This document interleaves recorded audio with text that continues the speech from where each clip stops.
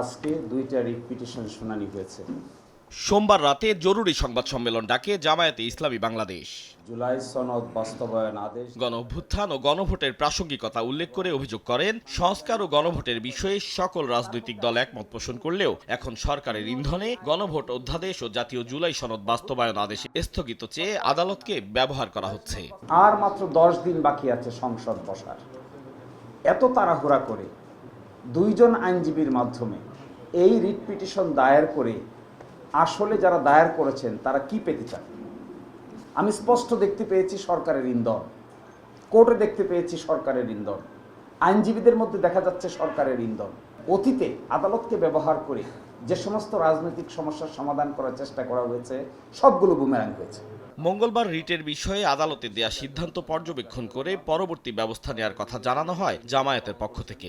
আদালতের রায় দেখার পরে আমাদের রাজনৈতিক দল, আমাদের শীর্ষ নেতৃবৃন্দ এবং আমাদের সংসদীয় দলের কমিটিতে আলোচনা করে পরবর্তী সিদ্ধান্ত আমরা জানাব। এদিকে সংসদ অধিবেশন শুরুর আগে রাষ্ট্রপতি অপসারিত না হলে সংসদকে প্রশ্নবিদ্ধ করা হবে বলে মনে করেন এনসিপির মুখপাত্র আসিফ মাহমুদ সজীব ভুঁইয়া। সোমবার সন্ধ্যায় দলের কার্যালয়ে নবগঠিত সংস্কার বাস্তবায়ন বিষয়ক কমিটিকে পরিচয় করিয়ে দেওয়ার পর গণভোট অধ্যাদেশ ও জাতীয় জুলাই সনদ বাস্তবায়ন আদেশ স্থগিত চেয়ে করা রিটের পক্ষে বিএনপির অবস্থান নেয়ার সমালোচনাও করেন তিনি। বিএনপি এক ধরনের ষড়যন্ত্রমূলকভাবে জুলাই সনদে যেই বিষয়গুলো আছে সেগুলো বাস্তবায়ন করার ক্ষেত্রে এক ধরনের স্বেচ্ছাচারিতা করার জন্য এই বিষয়টাকে প্রশ্নবিদ্ধ করার জন্য আদালতে গিয়েছেন। বিএনপির যারা লয়ার হিসেবে পরিচিত তারাই সেখানে সাবমিশন দিয়েছেন, তারাই সেখানে জুলাই সনদের বিরুদ্ধে সেখানে কথা বলেছেন।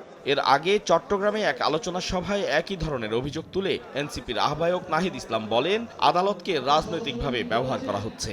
জুলাই সনদ এবং গণভোটের যে গণরায় যার ভিত্তিতে নির্বাচন হয়েছে, যার ভিত্তিতে সরকার গঠিত হয়েছে, সেই গণভোটের রায়কে বাতিল করার জন্য আদালতকে ব্যবহার করার চেষ্টা করা হচ্ছে। আদালতকে আবারও দলীয়করণ করার চেষ্টা করা হচ্ছে।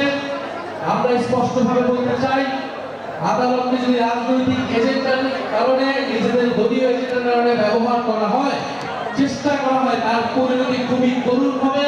হুঁশিয়ারি দিয়ে বলেন, আদালতকে দলীয়করণ করার চেষ্টা করা হলে সরকারের পরিণতি আওয়ামী লীগের মতোই হবে। গণভোটের গণরায় দ্রুত বাস্তবায়ন করুন। আতাউর কাউসার, সময় সংবাদ, ঢাকা।